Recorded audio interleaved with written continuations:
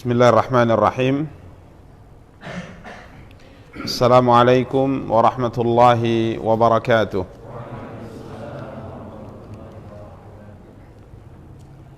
Innal hamdalillah nahmaduhu wa nasta'inuhu wa nastaghfiruh wa na'udzu billahi min shururi anfusina wa min sayyiati a'malina. من يهده الله فلا مضل له ومن يضلل فلا هادي له أشهد أن لا إله إلا الله وحده لا شريك له وأشهد أن محمدا عبده ورسوله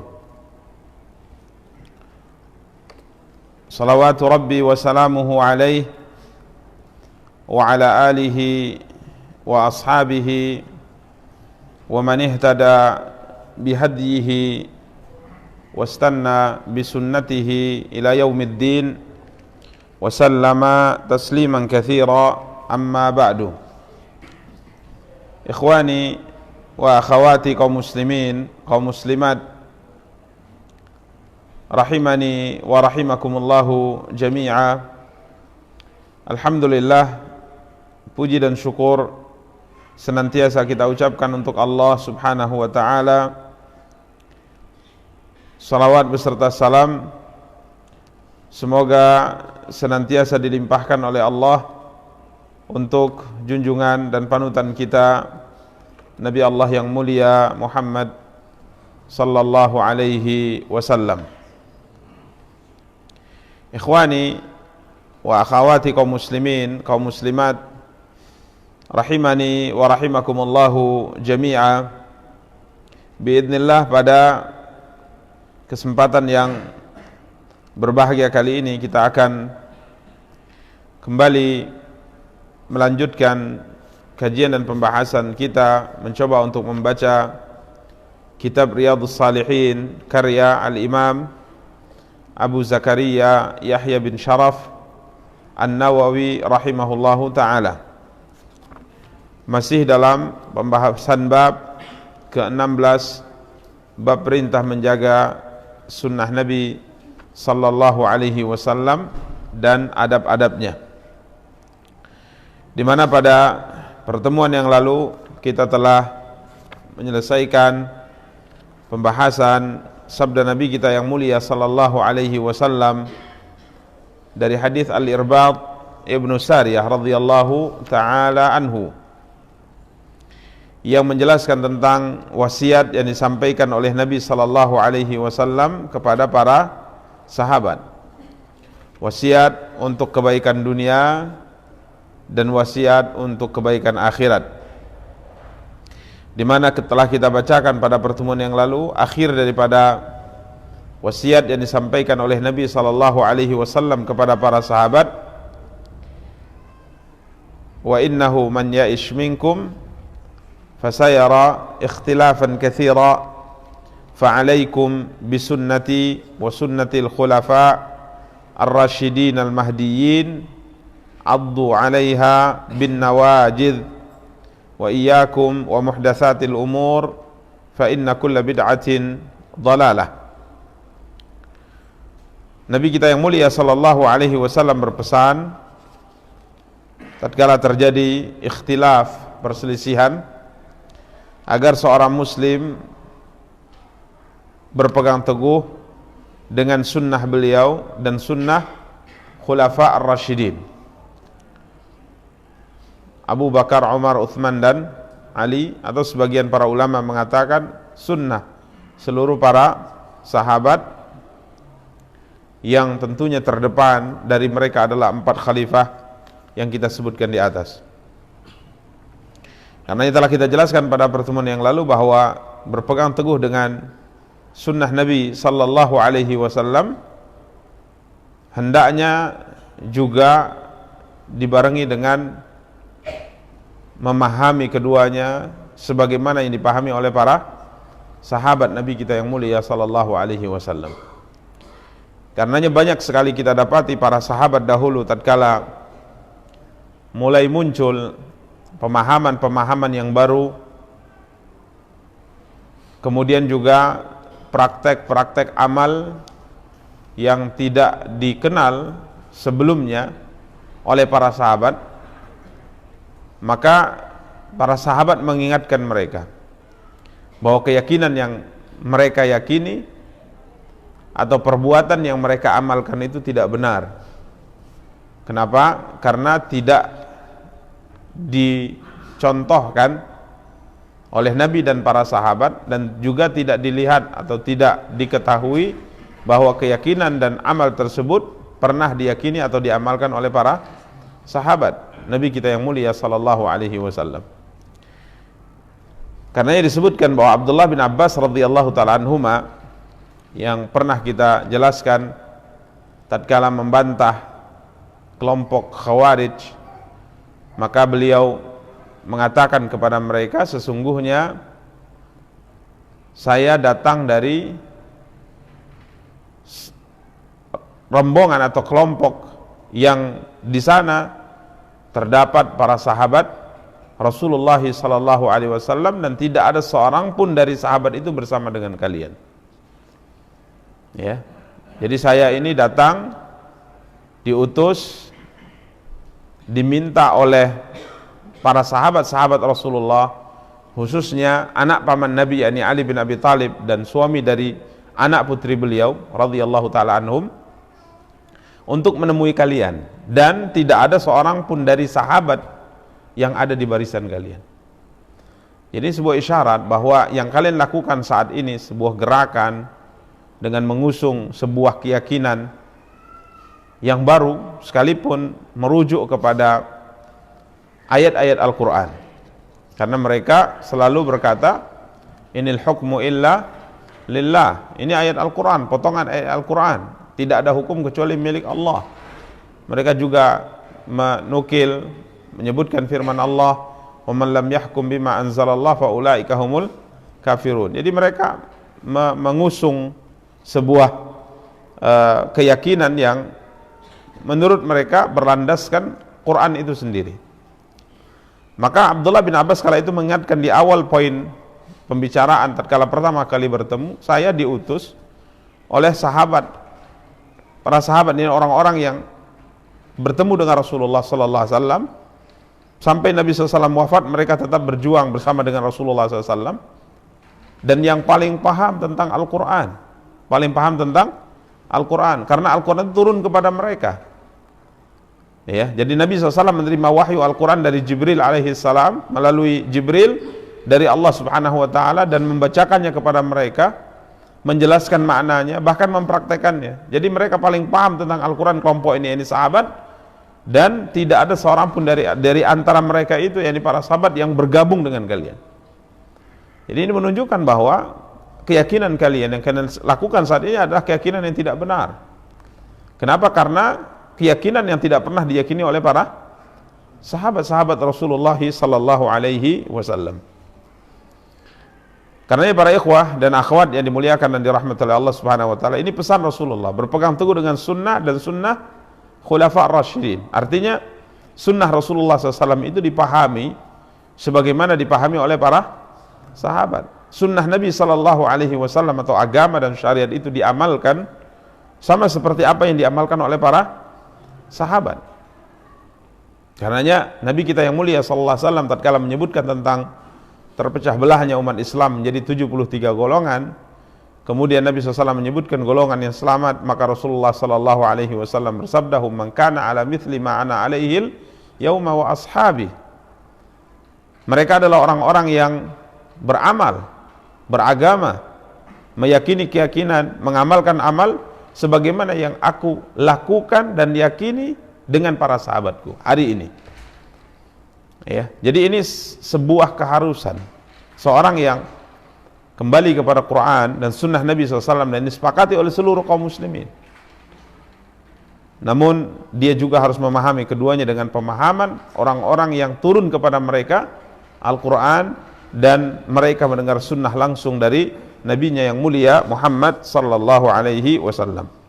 Maka Nabi berpesan, "Addu 'alaiha bin nawajid." Nabi SAW berpesan, gigit sunnah tersebut dengan gigi gerahamu. Artinya berpegang teguh dengan sunnah itu sampai engkau bertemu dengan Allah Subhanahu wa taala. Laksanakan sunnah tersebut, yakini sunnah tersebut sampai engkau bertemu dengan Allah.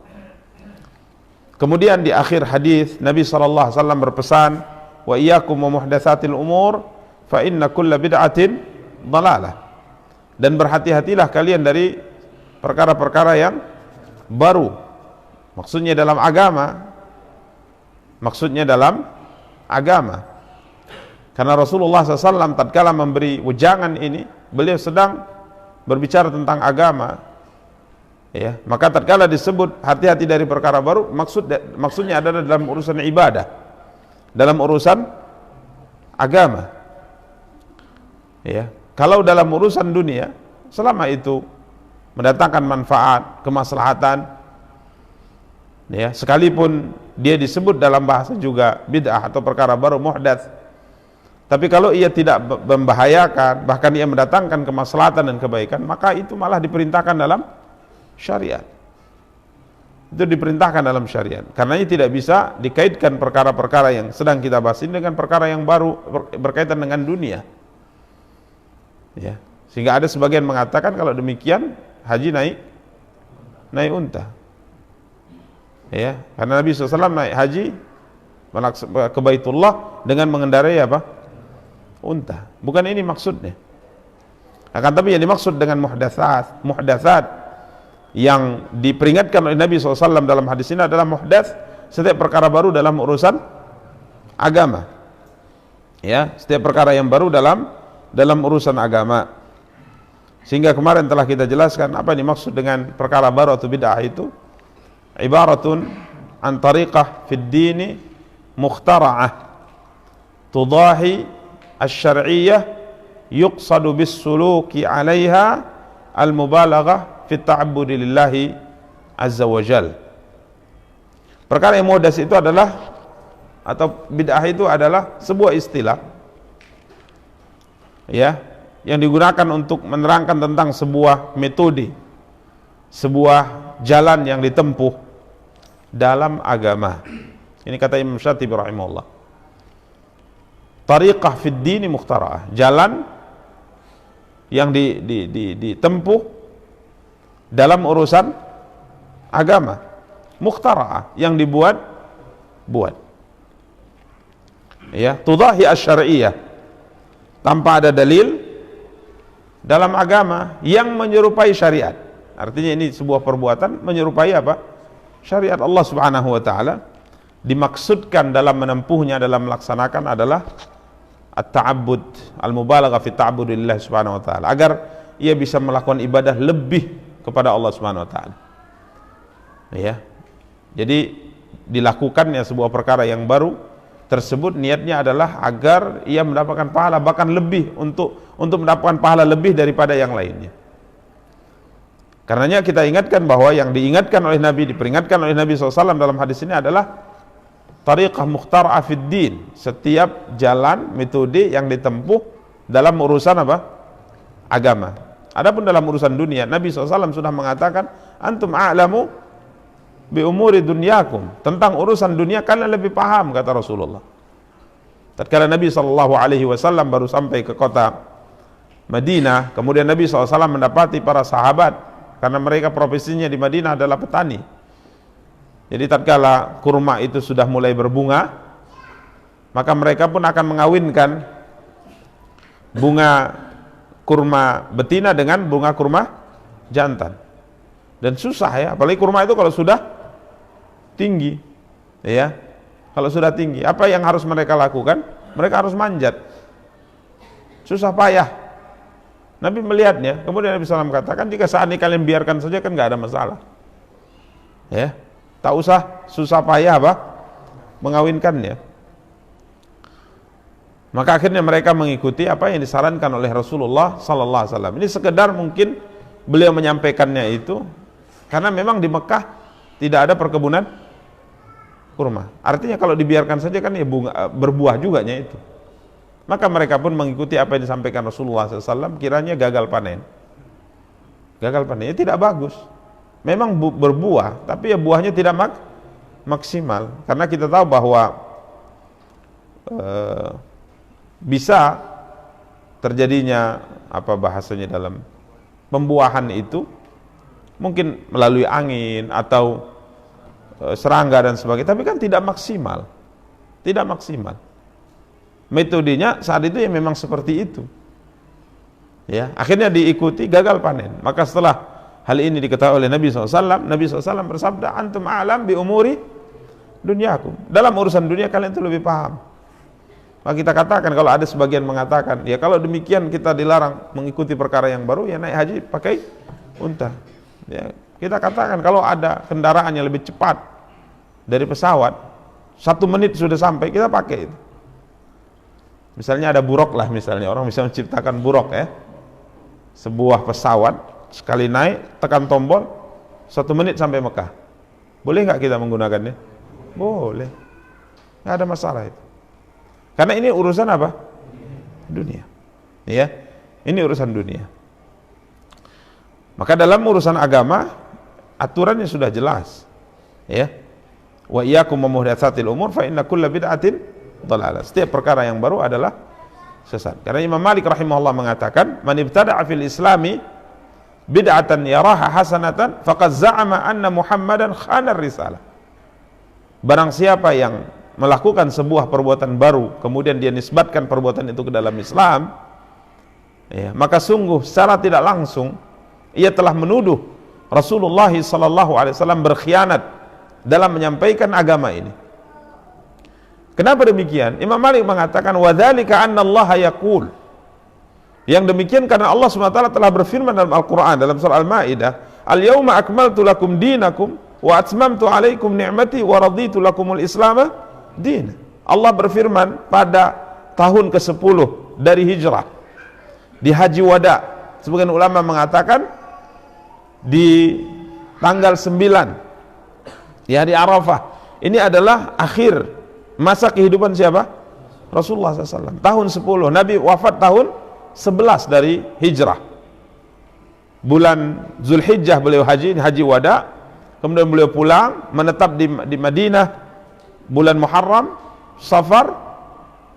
Kemudian beliau meninggal di bulan Rabiul Awal. Jadi hanya beberapa hari kemudian beliau meninggal. Ini ayat menjelaskan bahwa hari ini kata Allah, telah aku sempurnakan agamaku. Artinya agama yang diamanahkan kepada Rasulullah SAW untuk menyampaikannya kepada manusia, itu sudah disampaikan semuanya. Sudah sempurna gitu. Tidak ada lagi yang perlu disampaikan dalam urusan agama. Apa yang bisa menjadikan seorang masuk surga, selamat dari api neraka, itu semua telah disampaikan. Yang menjauhkan seorang dari surga sehingga dilarang oleh Rasulullah, yang mendekatkan seorang ke dalam neraka sudah dilarang oleh siapa? Rasulullah. Ini semua sudah dijelaskan oleh Nabi SAW. Jadi sudah sempurna. Ya, sehingga akhirnya kemudian beberapa hari atau beberapa bulan kemudian Nabi pun wafat sallallahu alaihi wasallam. Maka Imam Malik mengatakan, Allah berfirman agama telah sempurna, kemudian ada orang melakukan sebuah perbuatan dan menisbatkan itu bagian dari agama, maka secara tidak langsung, walaupun tidak ada seorang yang mengatakan Muhammad, seorang muslim maksud saya, mengatakan bahwa Muhammad itu berkhianat. Enggak ada orang yang mengatakan demikian. Tapi seakan-akan kata Imam Malik, karena Allah sudah mengatakan agama sempurna, kemudian dia buat lagi sebuah perkara yang baru. Seakan-akan dia mengatakan Muhammad telah berkhianat dalam menyampaikan risalah. Artinya ada sesuatu yang disembunyikan oleh Nabi SAW yang belum disampaikan kepada umat, kemudian Anda mengetahuinya dan Anda memunculkannya. Karenanya para ulama-ulama kita dahulu kalau menyebutkan tentang beberapa keyakinan yang menyelisihi Quran dan Sunnah dan pemahaman para sahabat, mereka mengatakan, apakah ilmu yang kau ketahui ini diketahui oleh Nabi? Diketahui oleh Nabi? Dia mengatakan tidak. Diketahui oleh Abu Bakar? Dia mengatakan tidak. Diketahui oleh Umar? Dia mengatakan tidak. Kalau dia mengatakan ya ada gitu, mana buktinya? Ya, ini perdebatan yang sering kita baca dalam sejarah terkait dengan keyakinan Quran itu adalah makhluk. Adakah di dalam Quran itu sendiri mengatakan bahwa firman Allah itu makhluk? Ya tentunya nggak ada. Makanya ulama bertanya kepada orang-orang yang mempelopori pemahaman ini pertama kali, ini Mu'tazilah. Orang-orang Mu'tazilah. Ya, yang menafikan sifat bagi Allah Subhanahu wa taala. Sehingga mereka mengatakan Allah tidak berbicara, Allah tidak berfirman. Jadi Quran itu adalah ciptaan Allah sama seperti ciptaan makhluk yang lainnya. Maka keyakinan ditanya oleh para ulama, keyakinan ini diketahui tidak oleh Nabi? Dia mengatakan tidak. Diketahui tidak oleh Abu Bakar? Dia mengatakan tidak. Diketahui oleh Umar? Dia mengatakan apa? Tidak. Diketahui oleh Utsman? Tidak. Ali? Tidak. Oke. Jika seandainya mereka ini orang-orang hebat dalam agama, bahkan Muhammad itu utusan Allah, tidak mengetahui ilmu ini, sedangkan engkau mengetahuinya, celaka engkau. Siapa engkau? Allah khususkan mengetahui sebuah ilmu yang tidak diketahui oleh Nabi dan para sahabat. Jadi, ini subhanallah, agama telah sempurna. Kemudian beliau melanjutkan perkataannya rahimahullah Imam Malik, "Fama lam yakun yauma idzin dinan, fala yakunul yauma dinan." Maka apa saja, apakah ia keyakinan ataukah ia perbuatan yang saat Nabi masih hidup, keyakinan dan perbuatan tersebut tidak dianggap bahagian daripada agama, sampai kapanpun ia tidak bisa dianggap sebagai bahagian daripada agama. Beliau mengatakan, la yuslih akhir hadhil ummah illa bima saluha bihi awwaluha. Ya, beliau mengatakan umat akhir ini, yakni generasi Islam yang datang kemudian, tidak akan pernah baik kecuali dengan melakukan apa yang baik dengannya umat yang pertama, yakni para sahabat Rasulullah sallallahu alaihi wasallam. Karena ini adalah peringatan yang disabdakan oleh Nabi sallallahu alaihi wasallam, wa iyyakum wa muhdatsatil umur fa inna kulla bid'atin dhalalah. Berikutnya hadis 162. Hadis dari Abu Hurairah radhiyallahu anhu, Nabi kita yang mulia sallallahu alaihi wasallam bersabda, kullu ummati yadkhuluna al-jannata illa man aba. Qila wa man ya'ba ya Rasulullah? Qala man ata'ani dakhala al-jannata wa man asani faqad aba. Semua umatku akan masuk surga kecuali yang enggan. Semua umatku akan masuk surga kecuali yang enggan. Dikatakan kepada Rasulullah sallallahu alaihi wasallam, "Wa man ya'ba ya Rasulullah?" Siapa yang enggan itu ya Rasulullah sehingga ia tidak masuk ke dalam surga? Maka beliau sallallahu alaihi wasallam bersabda, "Man ata'ani dakhalal jannah." Siapa yang taat kepadaku, dia pasti masuk surga. Dan siapa yang bermaksiat atau mendurhakai Rasulullah sallallahu alaihi wasallam, tidak mau taat, maka ia akan masuk neraka. Dialah orang yang enggan. Para ikhwah dan akhwat yang dimuliakan dan dirahmati Allah, kata ummati, umatku di sini ada dua maksudnya. Umat Muhammad sallallahu alaihi wasallam itu terbagi kepada dua. Para ulama sering menjelaskannya dengan istilah ummatud da'wah dengan ummatul ijabah. Ummatud da'wah dengan ummatul ijabah. Jadi umatku, yakni umat Nabi, dalam hadis ini dimaksudkan salah satu di antara keduanya atau kedua-duanya. Jadi umat Muhammad, umat Nabi itu ada dua. Pertama ummatud da'wah. Umat dakwah artinya orang-orang yang telah sampai kepadanya dakwah siapa? Rasulullah. Jadi setiap orang yang hidup setelah diutusnya Rasulullah, ini masuk dalam istilah umat siapa? Muhammad. Siapa saja yang hidup setelah diutusnya Rasulullah itu disebut umat Muhammad. Itu disebut dengan umat Muhammad. Yani orang-orang yang seharusnya mereka beriman kepada siapa? Muhammad sallallahu alaihi wasallam. Yang kedua ummah al-ijabah. Orang-orang yang hidup setelah diutusnya Rasulullah bukan sekedar hidup sampai kepada dakwah Islam, tapi mereka menerima dakwah itu. Berarti yang pertama tadi umum. Setiap orang yang hidup di dunia ini setelah diutusnya Nabi SAW, ini masuk dalam istilah umat Muhammad. Yang beriman ini lebih khusus. Ini namanya ummah ijabah. Yani orang-orang yang menerima, mengimani dakwah yang dibawa oleh siapa? Rasulullah sallallahu alaihi wasallam. Hadis ini kalimatnya adalah kullu ummati yadkhulunal jannata illa man aba. Semua umatku akan masuk surga kecuali yang enggan. Maksudnya umat dakwah atau umat ijabah?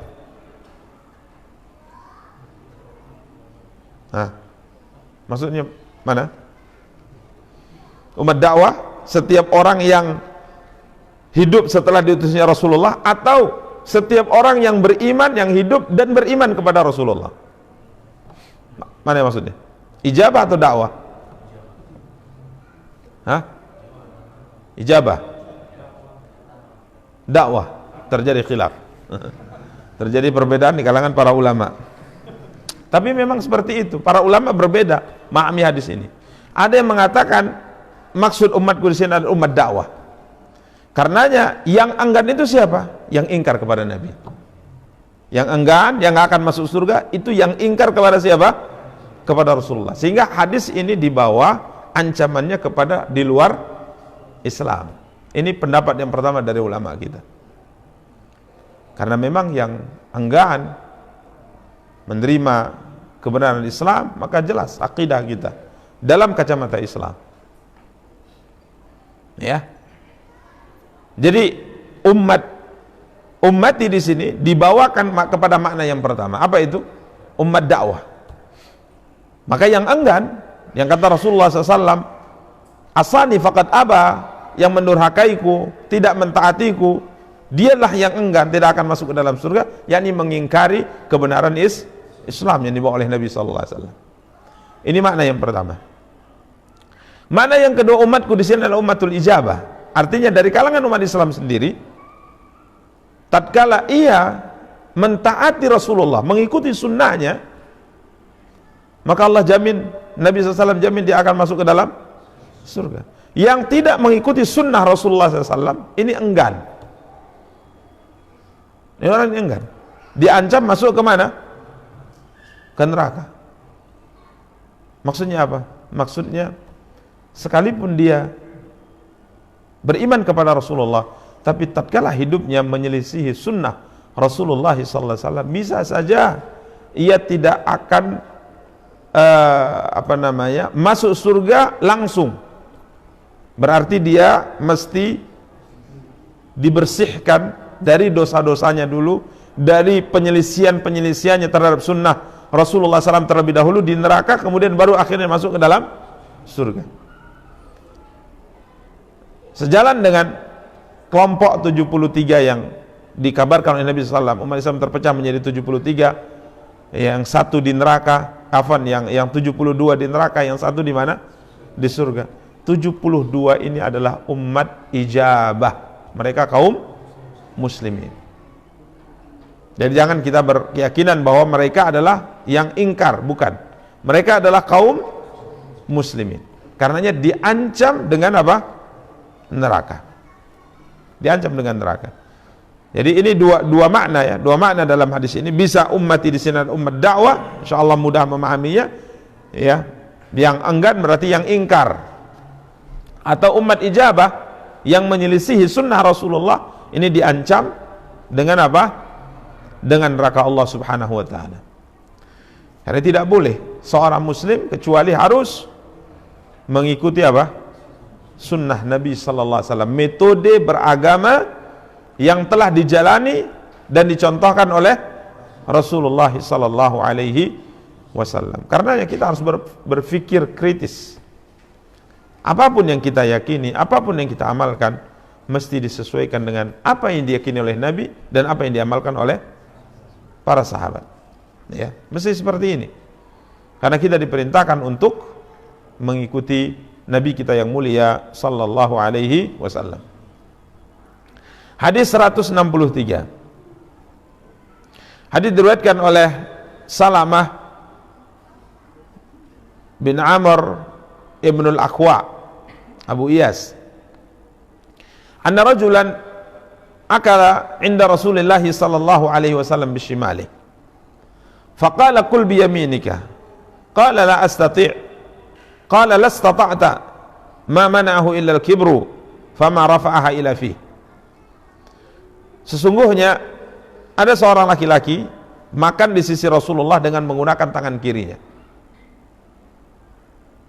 Makan dengan menggunakan tangan kiri. Maka Rasulullah SAW mengingatkannya, karena ini menyelisih adab Islam. Makan itu diwajibkan dengan menggunakan tangan kanan, wajib hukumnya. Tidak boleh makan dengan tangan kiri. Taib. Kalaupun kita tidak berbicara tentang hukum Islam, adab Islam, makan dengan tangan kiri itu nggak bagus memang. Bukankah kita dari dahulu diajari oleh orang-orang tua kita makan dengan menggunakan tangan kanan? Karena memang tangan kiri ini dipakai untuk yang nggak bagus.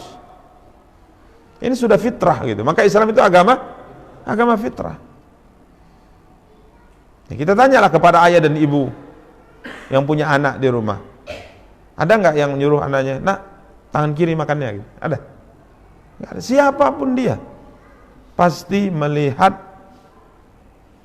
makan dan minum dengan tangan kanan itu bagus. Makan dan minum dengan tangan kiri tidak bagus. Ini agama fitrah dan ini fitrah manusia. Maka tatkala Rasulullah SAW melihat ada seorang makan dengan tangan kirinya, makan menggunakan tangan kiri, yang Nabi SAW mengatakan makan dan minumlah dengan tangan kanan, karena syaitan itu dia makan dan minum dengan menggunakan tangan kiri. Ini sabda Rasulullah SAW. Di hari tatkala kebanyakan orang menganggap kalau makan dan minum pakai tangan kiri itu memang betul-betul apa? Modern, ya kan? Mencontoh siapa sebenarnya? Orang barat lah istilahnya kan gitu. Karena kita ini kalau sudah menganggap selain kita itu lebih baik, itu pasti akan dicontoh terus. Kita akan mencontoh mereka gitu. Ya. Sehingga penampilan bajunya pun dicontoh. Ini baju dari mana kamu pakai? Ini Eropa. Padahal baju dari Jawa lebih bagus ya kan. Sepatu, oh ini belinya, nah gitu. Ini orang kalau sudah menganggap satu umat itu lebih dari dia pasti akan banggakan dan merasa rendah, akan mencontoh gitu. Jadi orang kadang sambil berdiri gitu makan pakai tangan kiri itu kayaknya Masya Allah modern kali gitu. Tapi kalau ada orang sambil duduk makan, ya kampungan banget, ya santai kan tangan kiri. Taib. Ini para ikhwah, Nabi melihat ada seorang makan dengan menggunakan tangan kiri, maka Nabi membimbingnya. Nabi katakan kul biyamini, makan gunakan tangan kananmu. Maka orang yang mengatakan la astati', nggak bisa. Mungkin lebih tepat ini bahasanya kalau kita kaitkan dengan saat kita ini, payah udah biasa kayak gini ya gitu. Udah terbiasa makan pakai tangan kanan, kenapa? Udah biasa kayak gini Ustaz, payah kali ngerubahnya Ustaz. Nah gitu dia bahasanya. La astati, aku tidak bisa. Artinya ini mungkin hal yang dari kecil, dari sekian tahun dia sudah terbiasa seperti itu. Makanya kadang-kala hal yang kita sudah terbiasa itu untuk merubahnya itu memang berlahan gitu. Kadang-kadang muncul lagi gitu kan. Dia mengatakan la astati, nggak bisa. Maka Rasulullah SAW mengatakan la stata'ta. Rasulullah SAW mengatakan semoga kamu benar-benar tidak bisa gitu. Ma mana'ahu ilal kibr. Tidak ada yang menghalanginya makan dengan menggunakan tangan kanan kecuali kesombongan. Maka Nabi mendoakan keburukan bagi orang sombong. Karena sombong itu disebutkan oleh Rasulullah SAW tatkala Nabi SAW mengatakan la yadkhulul jannah man kana fi qalbi mithqalu dzarratin min kibr. Tidak akan masuk ke dalam surga seorang hamba yang di hatinya ada kesombongan walaupun kesombongan itu hanya sebesar biji zarrah. Gak akan masuk surga orang yang di hatinya ada penyakit sombong walaupun hanya sebesar biji zarrah. Ini mengerikan ini. Walaupun kesombongan itu kecil di hati seorang hamba, dia nggak akan bisa masuk surga. Kesombongan ini menghalangi dia masuk surga. Maka ada seorang sahabat mengatakan, ya Rasulullah, bagaimana seorang lelaki yang kalau pakai baju dia pingin baju yang bagus, kalau pakai sandal dia pingin sandal yang bagus. Jadi kalau penampilan itu maunya yang wah gitu, mewah gitu, bagus. Apakah ini bagian daripada kesombongan? Nabi mengatakan, sesungguhnya Allah indah dan mencintai keindahan. Nabi tidak mengatakan, enggak, ini bukan bagian kesombongan. Tapi Nabi mengatakan, hakikat kesombongan itu, ini bisa saja kesombongan, bisa saja tidak. Maka Nabi SAW berikan timbangannya. Al-kibru batarul haq wa ghamtun nas. Kesombongan itu adalah menolak kebenaran dan merendahkan orang lain. Jadi kalau seandainya orang tadi yang ditanyakan ingin baju bagus, kendaraan bagus, sandal bagus, kemudian menganggap orang yang tidak bisa punya dan memakai seperti yang dia punya dan dia pakai lebih rendah dari dia, masuk dalam kategori sombong. Nabi mengatakan kesombongan itu adalah menolak kebenaran. Jadi orang kalau sudah sampai kepada kebenaran dia menolaknya, berarti dia memiliki penyakit apa?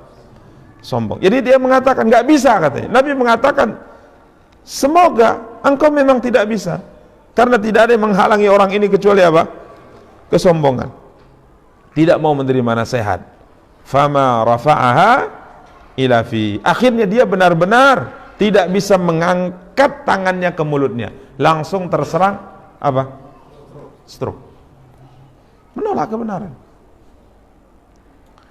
Ini para ikhwah dan akhwat yang dimuliakan dan dirahmati Allah. Jadi muliakan sunnah itu, terima sunnah itu dan amalkan, jangan ditolak. Karena kita bukan sedang berhadapan dengan kata biasa, perkataan biasa. Ini firman Allah dan sabda siapa?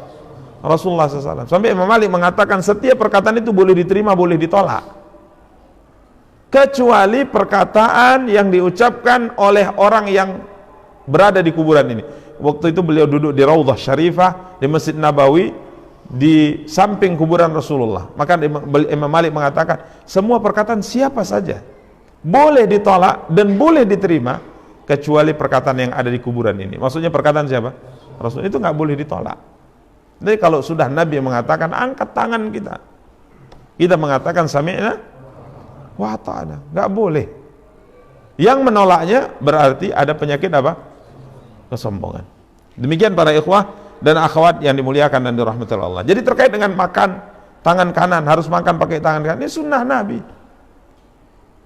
Nah, terkait dengan makan berdiri misalnya ada pembahasan, ya. Sebagian ulama membolehkannya makan sambil apa? Berdiri. Tapi kalau menggunakan tangan kanan ini, sebagian ulama mengatakan wajib, tidak boleh pakai tangan kiri, karena Nabi menyerupakannya dengan siapa? Dengan syaitan. Demikian para ikhwah dan akhwat yang dimuliakan dan dirahmati oleh Allah Subhanahu wa taala. Berikutnya hadis 164. Ini diantara sunnah Nabi kita yang mulia sallallahu alaihi wasallam yang disebutkan oleh Al-Imam Nawawi dalam bab ini tentang meluruskan saf, salat. Ini diantara sunnah yang banyak diselisih, ya, diantara sunnah yang banyak diselisih oleh kaum muslimin. Hadis dari Abu Abdullah Nu'man bin Bashir radhiyallahu taala anhuma. Beliau berkata, saya telah mendengar Rasulullah SAW bersabda, la tusawwunna sufufakum aw la yukhalifannallahu baina wujuhikum. Hendaklah kalian benar-benar meluruskan saf-saf kalian, maksudnya dalam salat, atau Allah akan membuat perselisihan di antara wajah-wajah kalian. Lafaz yang kedua dalam riwayat Imam Muslim, karena Rasulullah SAW yusawwi sufufana hatta ka'anna yusawi bihal qidah. Rasulullah merapikan saf-saf kami hingga seolah-olah beliau meluruskan anak-anak panah. Jadi diluruskan, tidak boleh ada yang lebih maju dan tidak boleh ada yang mundur. Diluruskan, dirapikan, seperti beliau meluruskan dan merapikan anak-anak panah. Kalau dimasukkan di dalam apa istilahnya? Sarung ya namanya. Jadi anak panah itu disusul, ya, rapi. Kemudian hatta idza ra'anna qad aqalna, ya, terkait ini dalam kondisi hendak salat, kemudian suatu hari beliau memperbaiki saf kami sehingga beliau melihat kami sudah memahaminya dan sudah merapikan saf, maka beliau kala itu hendak bertakbir. Kiranya beliau lihat ada seorang lelaki yang badian sadruhu, dia agak lebih maju, menonjol, jadi kurang lurus, ya. Beliau hendak takbir, dan di antara mukjizat beliau bisa melihat saf belakang dari balik punggung beliau. Ini di antara mukjizat Nabi. Jadi orang ngapain para sahabat di belakang, beliau bisa mengetahuinya. Ya, kalau kita kan tidak bisa. Makanya ada yang rukuk di pintu, kemudian rukuk dia sambil masuk ke saf. Setelah sholat Nabi mengatakan, siapa tadi yang rukuk di belakangnya gitu. Tahu Nabi SAW. Ya, kayak pakai CCTV lah kan gitu kan. Supaya antum mudah gitu memahaminya. Tapi bukanlah pula alat CCTV, ini mukjizat gitu. Ya. Kemudian Nabi SAW hendak takbir, beliau lihat ada yang kurang lurus, maka Nabi SAW ingatkan kembali. Rasulullah SAW bersabda, ibadallah, hamba-hamba Allah, la tusawwunna sufufakum aw la yukhalifannallah baina wujuhikum. Wahai hamba-hamba Allah, hendaklah kalian benar-benar meluruskan saf-saf kalian, atau Allah membuat perselisihan di antara wajah-wajah kalian. Ya, jadi ini insya Allah akan kita sempurnakan pembahasannya pada pertemuan akan datang. Akan tapi hadis ini benar-benar memberikan pada kita arahan bahwa saf itu memang harus lurus dan rapi. Lurus dan rapi. Dan kalau kita tidak melakukannya, Nabi mengatakan hati-hati kalian akan dijadikan oleh Allah berselisih. Ya. Dan ini benar saja. Umat Islam itu susah untuk bersatu. Di antara sebabnya adalah hukuman Allah, mereka tidak mau merapikan saf-saf salat mereka. Bahkan kalau ada yang mencoba untuk merapikannya, dia malah marah gitu. Karena kedekatan itu jasmani itu kalau dekat, kemudian bisa dekat, tenang, nyaman, berarti hatinya juga nyaman. Kita nggak akan bisa duduk tenang di samping musuh kita kan gitu kan. Bisa kita duduk tenang di samping musuh kita? Enggak. Jangankan duduk di sampingnya, ketemu saja kita nggak mau gitu. Ya, makanya menyatukan hati-hati kaum muslimin di antara sebabnya adalah dengan merapikan apa? Saf-saf kita di dalam salat. Demikian para ikhwah dan akhwat yang dimuliakan dan dirahmati oleh Allah yang dapat kita sampaikan. Semoga ada faedahnya. Kita cukupkan. Subhanakallahumma bihamdika asyhadu an la ilaha illa anta astaghfiruka wa atubu ilaik. Wassalamualaikum warahmatullahi wabarakatuh.